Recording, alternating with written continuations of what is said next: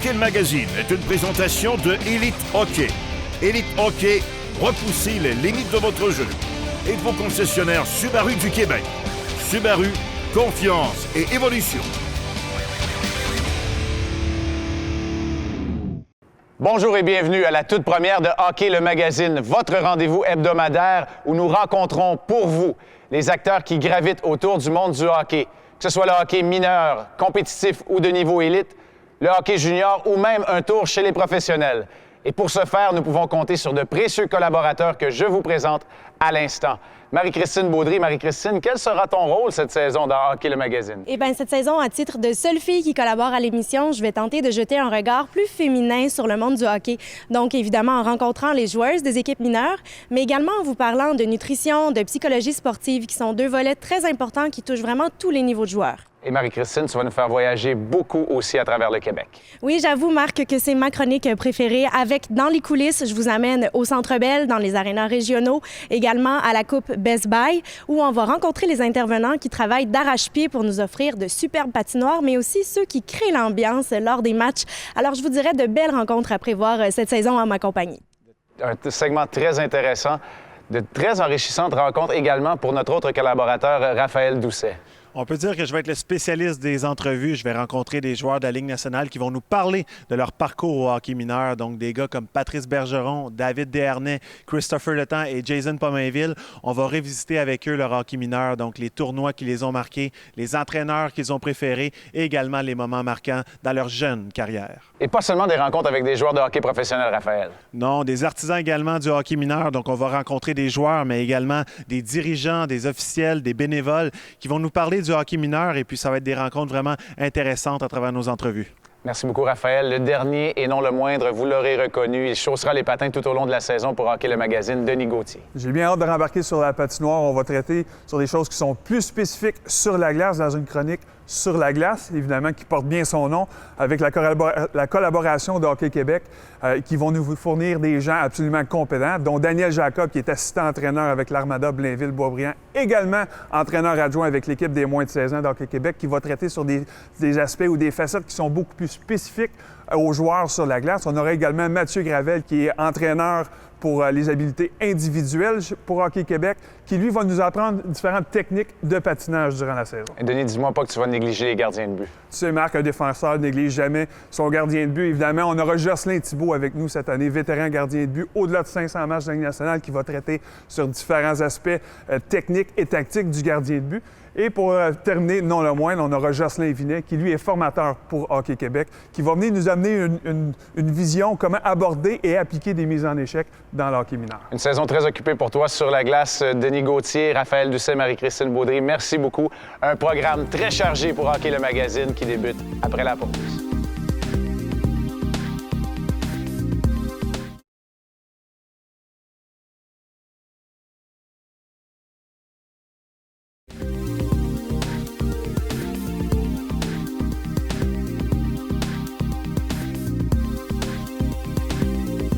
Moi, j'ai joué à Montréal sur West Island avec Lakeshore. C'était les Panthères, je crois.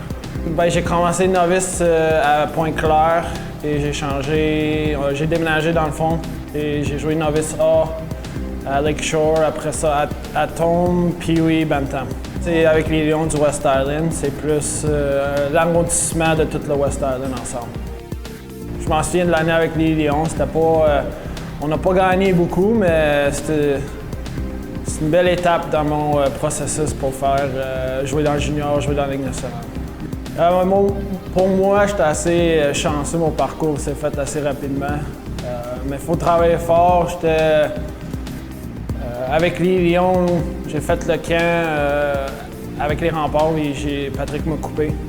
Et j'ai descendu avec les Lions, puis j'ai appelé Pat, j'ai dit « je veux pas jouer ici ». Donc Pat m'a rien promis, m'a mis les estrades la première moitié de la saison. Après ça, j'ai eu ma chance. Donc à 16 ans, c'était un peu plus dur. Il fallait que j'attende, je sois patient, je travaille fort. Puis j'ai finalement eu ma chance après Noël. Puis j'ai parti avec. Puis depuis ce temps-là, je joue toujours. As-tu toujours été défenseur? J'ai toujours été défenseur. Toujours. Les plus et les moins quand j'étais jeune, je m'en souviens. Quand j'accordais un but, je pleurais parce que j'étais moins 1. Quand j'étais plus 1, j'étais vraiment content. C'était ça mon but, mais j'ai toujours admiré Pavel Bure. Je sais que c'est un attaquant, mais son style, son talent est incroyable. Est-ce que tu avais une équipe préférée plus jeune? Ben, les Canadiens, j'écoutais les Canadiens à cause que je vivais à Montréal. Puis le match était toujours à 7h, 7h30, mais c'était pas mon équipe, ils perdaient trop souvent. Je les aimais pas. Moi, c'était les Red Wings que j'aimais. Parle-moi de l'entraîneur qui t'a le plus marqué. Il y en a beaucoup. Ceux qui me viennent en tête, c'est ceux du Lion du Lac-Saint-Louis, Guy Boucher, Éric Lavigne, Patrick Roy. Il y en a d'autres aussi durant mon passage, Alex Shore. Il y a Marc Côté, Dan DeStoli, mon père. Il y en a plusieurs, mais c'est ceux qui te marquent le plus, c'est qui m'aident à faire la transition, c'est Patrick, puis Éric, puis Guy Boucher. Plus jeune, de quel joueur tu t'inspirais? Pavel Bure. C'était mon joueur préféré. Juste le talent, les buts qu'il scorait, sa vitesse, tout ce qui était, c'était... Moi, j'aimais ça le regarder. Puis, je suis très déçu de ne pas avoir joué contre lui, avoir eu la chance de jouer contre lui. Si tu avais un conseil à donner à un jeune, ce serait quoi? C'est de travailler fort. Moi, j'ai travaillé fort, avoir du plaisir. C'est sûr qu'il va y avoir des sacrifices à le faire. Ceux qui le font ont des meilleures chances à faire la Ligue nationale.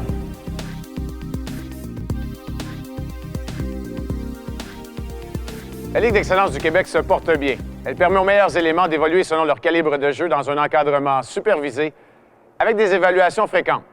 Elle alimente la Ligue de hockey midget 3 et la Ligue de hockey junior majeur du Québec avec des joueurs encore plus compétitifs.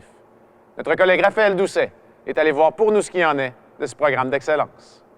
L'idée de mettre sur pied cette Ligue d'excellence du hockey mineur québécois a pris naissance lors du sommet du hockey qui a eu lieu en 2011. Les gens de hockey et même certains gens des médias impliqués dans le hockey nous avaient fait une recommandation, une des 10 recommandations finalement, qui était de réduire le nombre d'équipes de premier niveau au Pee-Wee et au Bantam. Et pourquoi? En fin de compte, c'était pour faire en sorte que les joueurs de premier plan puissent jouer contre des joueurs de premier plan et avec des joueurs de premier plan. On a 129 équipes au total à la LEQ. Sur les 129, il y a 22 Pee-Wee 3A, 22 Bantam 3A, 29 Pee-Wee 2A, 30 Bantam 2A et 27 équipes Midget Espoir. En fin de compte, au niveau des programmes sport-études, je dirais qu'il y a à peu près 90 à 95 % des équipes qui en font partie. C'est un plus dans le sens qu'on a pu regrouper, comme je le disais tantôt, nos meilleurs éléments au Pee-Wee et au Bantam. Ça fait en sorte que ces joueurs-là peuvent justement s'épanouir de façon plus complète à travers les programmes sport-études, le réseau de la Ligue élite du Québec, qui est le meilleur réseau de hockey actuellement pour le groupe Pee-Wee et Bantam. Pour nous, la Ligue, en fin de compte, ça nous permet de valider ce qui se fait dans les structures de développement. Comme je mentionnais tantôt, au niveau des joueurs, le regroupement des joueurs, mais ça va plus loin que ça. Ça va le suivi qu'on fait avec les structures de développement, que ce soit au niveau de préparation physique, que ce soit au niveau d'évaluation des joueurs, que ce soit au niveau du suivi des entraîneurs. Donc, la Ligue nous permet encore plus d'être plus près de nos structures de développement et de travailler avec eux, comme des raisons, à élaborer des activités qui font en sorte que les joueurs en bénéficient. Ce sont les meilleurs joueurs qui s'y retrouvent. D'ailleurs, les dernières statistiques au niveau des repêchages juniors-majeurs le prouvent, que ce soit aussi au niveau des nombres de joueurs de la dernière cohorte Bantam qui ont été sélectionnés dans les équipes Midget 3A cette année. C'est notre meilleur QV, finalement, cette année. On a près de 100 joueurs qui proviennent du Bantam 3A ou même 2A. Raphaël Doucet, pour Hockey le magazine. Wayne Gretzky a joué son hockey mineur avec les Steelers de Brantford, en Ontario. Selon vous, à l'âge de 10 ans, combien de buts a-t-il marqué en 85 matchs? Nos choix de réponse. A. 85. B. 200. C. 378. La réponse, après la pause.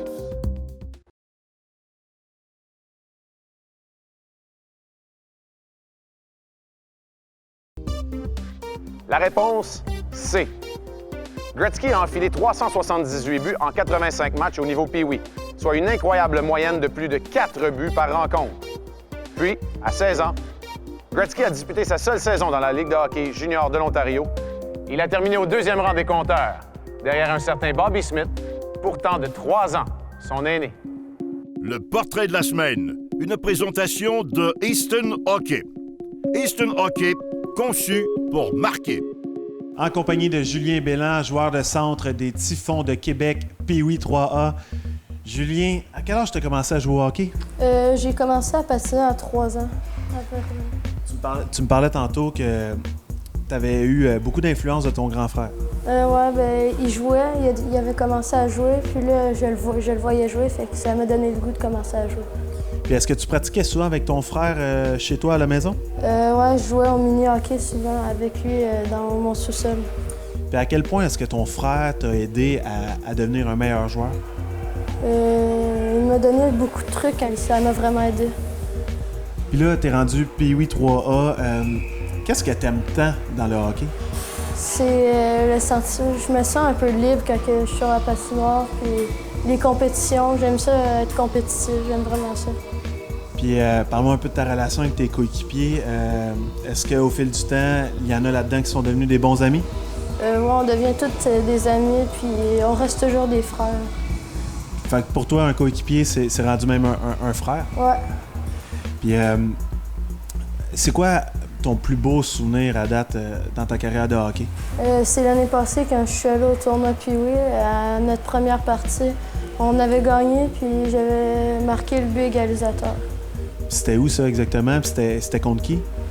C'était contre les 99ers de Brantford. C'était au Colisée. Est-ce qu'il y avait beaucoup de gens dans les gradins? Oui, il y en avait beaucoup parce qu'on était les mini-remparts. Il y en avait à peu près 9000, quelque chose de même. Moi, pour avoir déjà pratiqué le hockey, puis je pense que c'est ce qui fait que Julien aime le hockey, c'est une discipline, C'est une discipline d'entraînement, c'est une discipline de vie. Je regarde durant la saison régulière, Julien, durant la semaine, autant au niveau de son année scolaire, quand il arrive à la maison, il se dépêche à faire ses devoirs, à apprendre ses leçons pour être prêt par la suite pour aller à ses pratiques de hockey. Puis c'est une discipline aussi à l'intérieur de la chambre de hockey, quand tu joues dans un niveau, je pourrais dire, entre guillemets, élite comme ils le font, c'est sûr que les petits gars, ils peuvent pas faire n'importe quoi, S'ils veulent performer, faut qu'ils se couchent tôt, faut qu'ils s'alimentent bien. Fait que c'est tous des points qui font en sorte que, en bout de ligne, ils vont avoir des résultats là, pour leur saison. Julien, c'est un attaquant de puissance, c'est un patineur extrêmement rapide. C'est un gars qui est fin compteur, capable de trouver le fond du filet. C'est un joueur qui transporte bien la rondelle, est extrêmement explosif. C'est un gars qui est également aussi très agressif en échec avant. C'est un joueur très impliqué. Clairement, c'est un joueur d'exception par rapport aux autres joueurs de ce niveau-ci. C'est l'attitude parfaite. Là. C'est un garçon qui écoute beaucoup, qui veut apprendre, qui est un leader silencieux, leader aussi par l'exemple, surtout sur la patinoire, mais il ne mérite pas vraiment plus d'attention que les autres joueurs. Dans certains cas, des fois, des joueurs d'exception en méritent un peu, mais dans ce cas-ci, là, pas du tout. Là. En fait, là, c'est le garçon que tout le monde voudrait avoir. Là. Puis ultimement, là, on parle de l'an prochain que tu aimerais ça faire le Bantam 3A, mais si, là, dans 10 ans, où est-ce que tu vas être, tu penses? Je sais pas, mais dans 10 ans, c'est sûr que si j'étais dans la Ligue nationale, ça serait cool, mais il faut vraiment que je travaille fort pour ça.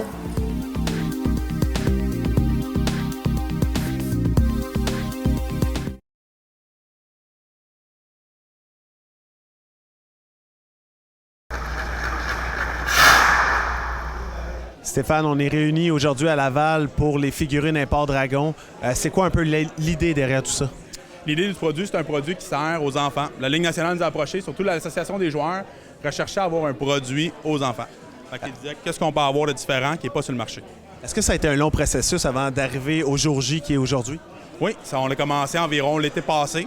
Fait que, à regarder avec eux qu'est-ce qu'on cherchait à l'Association des joueurs, qu'est-ce que d'autres voudraient avoir pour venir avec un plan d'affaires qui était les produits qu'on voit aujourd'hui, les petites et les moyennes figurines, et aussi les 12 pouces qui s'en vient de collection pour la fin de la saison et la saison prochaine. Où est-ce qu'on peut se procurer ces figurines-là? Au Québec, partout. Fait que j'aime mieux pas trop mentionner de détaillants particulièrement. On a beaucoup. Vraiment, tous les partenaires québécois sont là. Fait que ça va être partout. Également sur site Internet, je pense. Oui, mais Amazon va l'avoir, Toys R Us va l'avoir. Surtout si tu veux collectionner tous les joueurs. Fait que si tu veux avoir toute la collection des figurines, tu dois aller sur un site web parce qu'en magasin, ils vont tenir surtout les joueurs de la ville locale. Okay. Fait qu'à Boston, ils vont avoir Rask, à Philadelphie, ils vont avoir plus de Giroux, à Montréal, évidemment, Carey Price, Gallagher. Donc, ça va être les joueurs de la ville locale. Mais un collectionneur qui veut avoir les autres figurines, eux vont devoir aller l'acheter en ligne. C'est quoi vos attentes avec ce produit-là? Parce que là, vous parlez du Québec, vous parlez du Canada et de l'Amérique du Nord au grand complet. Vous avez des grandes visées. Là. Oui, présentement, le produit va être vendu mondialement même. Fait qu'on a le produit en Suède qui s'en va en France, en Russie, aux États-Unis aussi. Fait que le produit va être vendu partout à travers le monde. Évidemment, aux États-Unis, les grands marchés, c'est l'Est des États-Unis, le Nord-Est, et même l'Ouest maintenant. Fait qu'on va toucher les grands marchés. Pas mal tous les arénas ont acheté. Fait qu'exemple, le Centre Bell et tous les autres arénas dans la Ligue nationale ont acheté le produit aussi. Là, on parle des moyennes figurines, mais également les petites figurines qui sont rattachées à un jeu. C'est quoi le jeu exactement? C'est un jeu de dés assez simple, mais quand même de stratégie. Fait que chaque joueur a chacun leurs statistiques. Fait que quand tu achètes le four bag caché, tu as à l'intérieur une carte statistique du joueur, dépendamment aussi de la façon que le joueur a joué l'année d'avant. Fait qu'on est basé sur l'année précédente souvent, et aussi qu'est-ce qu'on croit que ça va être. Il y a aussi un cap salarial qui est basé sur un système de points. Donc, on n'a pas utilisé le cap salarial pour les jeunes, mais un système de points. Puis tu fais ton équipe chacun ton tour. Donc, quand on joue au jeu, l'adversaire met une figurine, je mets une figurine, chacun notre tour comme ça. On ne peut pas avoir deux fois la même figurine sur le jeu, fait qu'il y a vraiment une stratégie. Et avec le système de points, tu ne peux pas avoir toutes les superstars en même temps. C'est impossible, c'est 25 points environ, fait qu'on ne peut pas. Fait qu'on doit trouver des stratégies pour la mise en jeu, un bon centre, un bon défenseur, un bon ailier droite, trouver comment on veut se placer contre l'adversaire, aussi dépendamment qui lui met. Si lui met Ovechkin, bien en avant d'Ovechkin, qui est un grand lanceur, on a un défenseur très défensif. Donc, c'est ça. Donc, on devient un peu un coach. On devient un coach et un général et un GM. Fait qu'on est c'est ça qu'on devient, un mini Marc Bergevin. Le petit gars doit essayer de devenir quel joueur qu'il veut dans son équipe, faire des échanges avec ses amis pour optimiser son équipe. Et vous avez dit le mot superstar, il y en a beaucoup dans le jeu. C'est quoi les principales têtes d'affiche? On parle dans les petites, on parle de tous les plus grands joueurs, Crosby, Malkin, Price. On a plusieurs joueurs de toutes les équipes, Bergeron à Boston, Rask. Surtout qu'on a été chercher des joueurs avec des affinités différentes aussi. Un joueur comme Bergeron sur la mise en jeu est un joueur extrêmement important. Fait qu'on est allé chercher Stamkos. On a plein de joueurs. Est-ce que ça a été quoi le processus de la sélection des joueurs? Est-ce que ça a été compliqué à réaliser? Avec les petites, quand même assez, c'était avec l'association des joueurs. Donc, on recherchait des joueurs de différentes habilités. Mais surtout au début, vu que le produit vient d'être lancé, on voulait avoir quand même des produits avec tous des superstars. Surtout que chaque ville veut avoir quand même son joueur local puis son joueur à lui qui est très populaire. Merci Stéphane et bonne chance. Merci beaucoup. David, tu t'es déjà vu dans des jeux vidéo, mais là, ça te fait quoi d'avoir une figurine à ton image? Dans le temps, c'était les cartes de hockey. Là, peut-être ça va être quelque chose de nouveau à collectionner pour le monde. Puis, il y a aussi une petite game que tu peux jouer avec les figurines, donc c'est intéressant.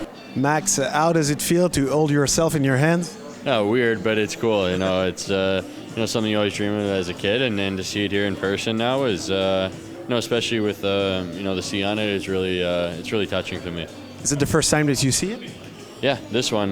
There was one in the past, but this one is pretty cool. Like I said, it's with the sea and everything, and it's just something that you kind of take a step back and you realize you have an action figure of yourself, so it's pretty neat. Que vous soyez un collectionneur ou un simple amateur de hockey, les figurines comme celle-ci de Piquet Souban risquent de faire grandement plaisir au cours des prochains mois. Raphaël Doucet pour Hockey le Magazine. Sur la glace, une présentation de Elite Hockey. Elite Hockey, repoussez les limites de votre jeu.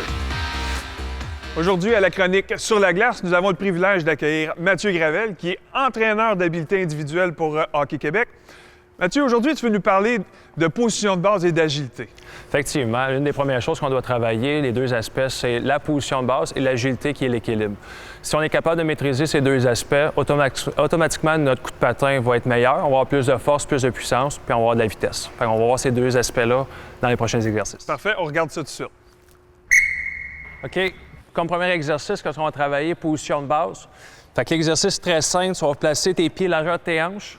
Bâton, tu vas le prendre aux extrémités, tu vas le mettre au-dessus de ta tête, bras en extension, pour t'aider, casse les poignets vers l'extérieur. Par la suite, qu'est-ce qu'on va faire? C'est qu'on va venir s'asseoir comme ça, on s'assoyait sur une chaise. On va venir descendre, à 90 degrés pour remonter. Faites attention de ne pas venir les genoux vers l'intérieur. On veut garder sur le plat de la lame.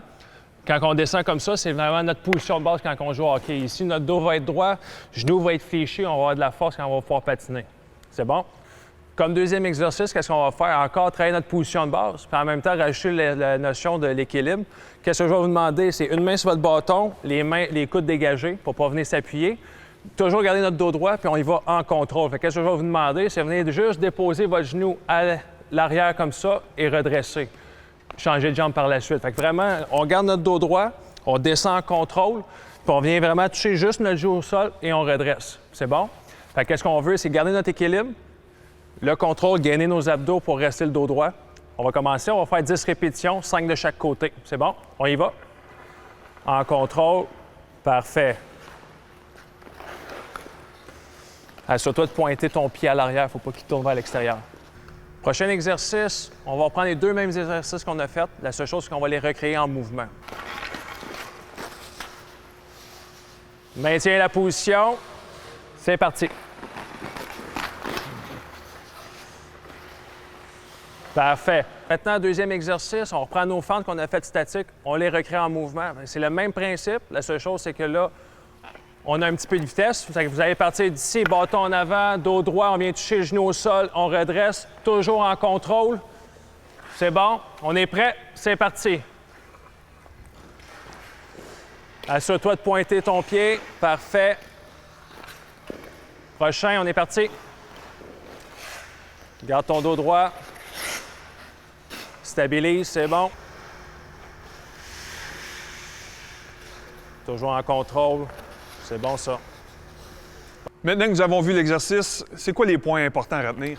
Chose qui est importante à retenir, c'est, la position du dos. C'est la chose la plus importante, puis la chose qui est la plus souvent qu'on ne regarde pas. Deuxième des choses, position des genoux, flexion au-dessus des orteils. Par la suite, pour la base d'équilibre, on a vu que souvent, quand on patine, on se trouve à être sur un patin, où est-ce qu'on a notre phase de glisse. Alors, c'est important d'être capable d'avoir une bonne base de support, malgré qu'on est seulement sur la largeur de la lame. Fait que c'est ça qu'on veut travailler avec ces deux exercices-là. Parfait, merci beaucoup. Et nous, on se retrouve la semaine prochaine. J'espère que notre émission vous a plu. Pour la prochaine présentation de Hockey le Magazine, une rencontre avec Jason Pominville du Wild du Minnesota. Un reportage sur le hockey féminin. Et une rencontre avec une femme qui a laissé sa marque au hockey, la gardienne de but, Charline Labonté. Merci d'avoir été là et à la semaine prochaine. Hockey le Magazine est une présentation de Elite Hockey. Repoussez les limites de votre jeu. Et de vos concessionnaires Subaru du Québec. Subaru, confiance et évolution.